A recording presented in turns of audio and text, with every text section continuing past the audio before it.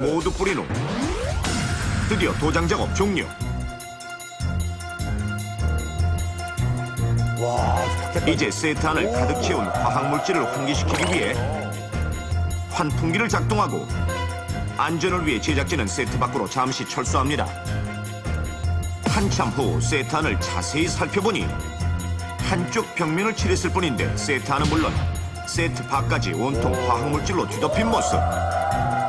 뿐만 아니라 작업자를 가정하고 세워두었던 마네킹 역시 얼굴 일부는 물론 온몸에 화학물질이 묻어있는 것을 확인할 수 있는데, 그렇다면 유독 화학물질의 위험에 노출되지 않기 위한 최선의 예방법은 무엇일까요? 작업 시 전신 보호의를 비롯해 보안경, 보호장갑, 안전화 등 보호장구를 철저하게 착용하는 것인데, 이때 마스크는 일반 마스크가 아닌 반드시 얼굴 전면을 덮을 수 있는 전면형 방독 마스크, 즉 풀페이스 마스크를 착용해야 합니다.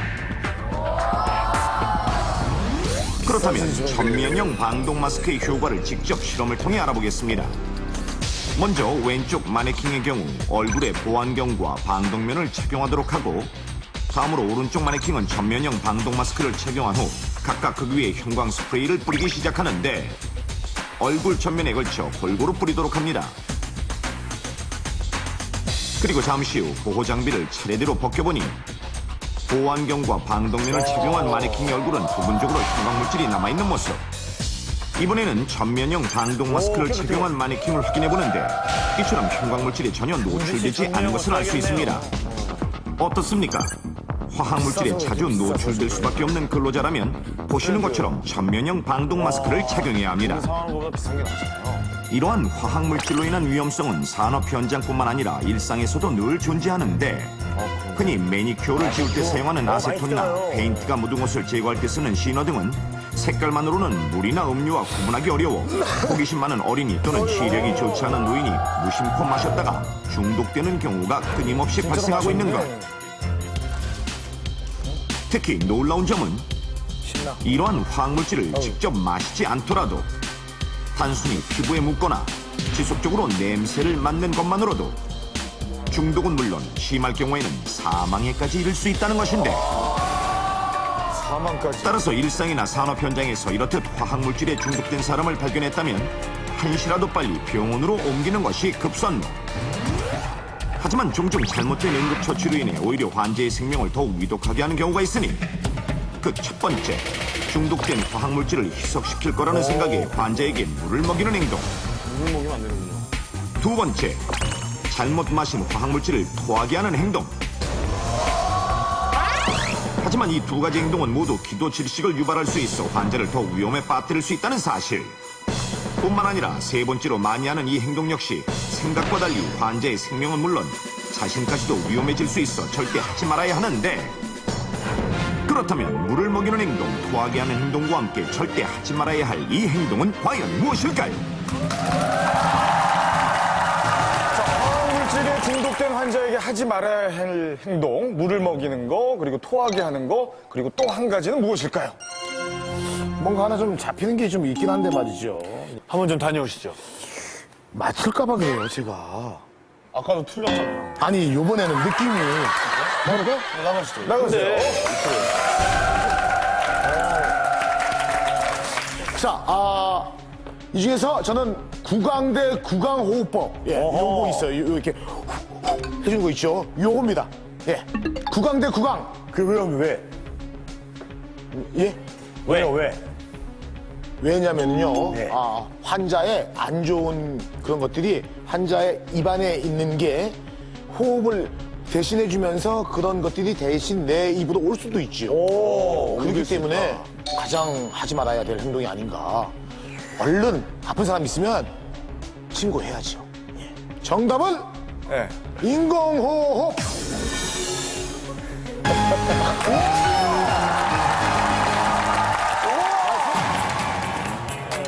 위험한 황 회장. 정답은 바로 중독 환자에게 직접 인공호흡을 하는 것입니다. 그렇다면 이 행동이 왜 위험한 것일까요? 쓰러져 있는 환자가 급성 독성이 있는 화학물질에 중독된 경우에는 사람이 직접 인공호흡을 실시하는 것은 매우 위험합니다. 그 유독 성분이 환자의 입을 통해 옮겨져서 자칫하면 인공호흡을 실시하는 사람까지 위험하게 되기 때문인데요. 따라서 급성 중독 환자를 발견하게 되면 바로 병원으로 후송하는 것이 좋겠습니다.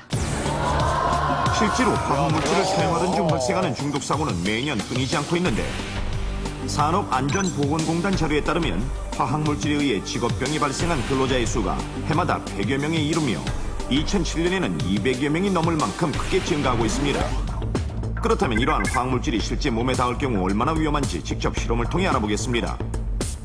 자, 먼저 유성 페인트를 사람의 피부와 비슷한 돼지 비계 표면에 골고루 얇게 칠한 후 약 1시간 동안 그대로 방치합니다.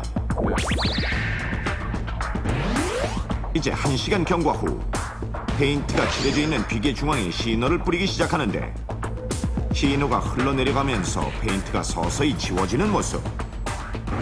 3시간 경과 후 돼지 비계의 상태가 어떤지 확인해보기 위해 표면을 유리막대로 긁어보니 페인트가 묻은 비계 표면은 단단하게 굳어있는 반면 시너를 뿌려 페인트가 지워진 부분을 유리막대로 긁자 이렇듯 지방이 전부 녹아 표면이 쉽게 떨어져 나가는 것을 알 수 있습니다. 어떻습니까? 한눈에 보기에도 확연하게 차이가 나죠. 이렇듯 아세톤이나 시너 등은 지방을 녹이는 성질이 있어 많은 양이 한꺼번에 사람의 피부에 닿으면 피부의 지방질을 통과해 체내로 흡수되면서 인체에 악영향을 미치게 되는 것입니다. 만약 이러한 화학물질에 중독되면 동공이 축소되고 입에서 거품과 같은 분비물이 나오며 심한 경우 발작이 나타나고 昏 상태에 빠지거나 사망까지 이를 수 있는데 실제로 몇 년 전 6살 난 여자 어린이가 화장대에 있던 아세톤을 음료수로 착각해 마신 후 급성 중독으로 사망한 사례도 있었습니다. 자, 그렇다면 이러한 화학물질 중독 사고를 예방하기 위한 방법은 무엇일까요? 넘버원에서 알려드립니다. 첫 번째, 화학물질을 사용하기 전에 방독 마스크와 보호장갑 등 보호장구 착용은 기본. 두 번째, 아세톤이나 시너와 같은 화학물질을 사용한 후에는 반드시 몸을 깨끗이 씻어야 합니다. 그렇겠네요. 세 번째, 산업 현장뿐만 아니라 가정에서도 화학물질로 인한 중독 환자가 발생하면 최대한 빨리 119에 연락하고 또한 환자가 마신 용액이 정확히 무엇인지 파악한 후 의료진에게 알려야 합니다. 네 번째, 무엇보다 작업 전 환기 상태 체크는 필수이며 만약 한 공간에서 오랜 시간 작업을 해야 할 경우라면 가급적 중간에 맑은 공기를 쐬며 휴식 시간을 갖도록 합니다. 잘못된 응급처치가 오히려 생명을 위협하는 독이 될 수도 있습니다. 산업 현장 말고 말이죠. 저희 그 생활하면서도 어떤 그 좀 이렇게 좀 안 좋은 물질들 있지 않습니까? 어떤 것들이 있는지 그리고 저희들이 어떻게 좀 조심을 해야 할지 좀 얘기 좀 해주시죠. 자, 가정에서는 세탁을 하거나 그 소독할 때 사용하는 세제나 표백제 있지 않습니까? 그런 거에 의해서 뭐 피부 질환이 생길 수도 있겠고요. 가정에서 그 소독제나 방향제 많이 사용하시지 않습니까? 방향제, 예. 맞습니다. 그거 쓰실 때는 반드시 환기하시는 거 그거 잊으시면 안 되겠죠. 네. 삶과 죽음을 결정짓는 순간의 선택. 만약 당신이라면 어떤 선택을 하시겠습니까? 위기의 순간 죽느냐 사느냐. 2006년 중국 칭다오. 매일 아침 세차를 하며 하루 일과를 시작하는 이 남자. 그는 입사 이래 줄곧 판매왕 타이틀을 거머쥔 자동차 세일즈맨 판차오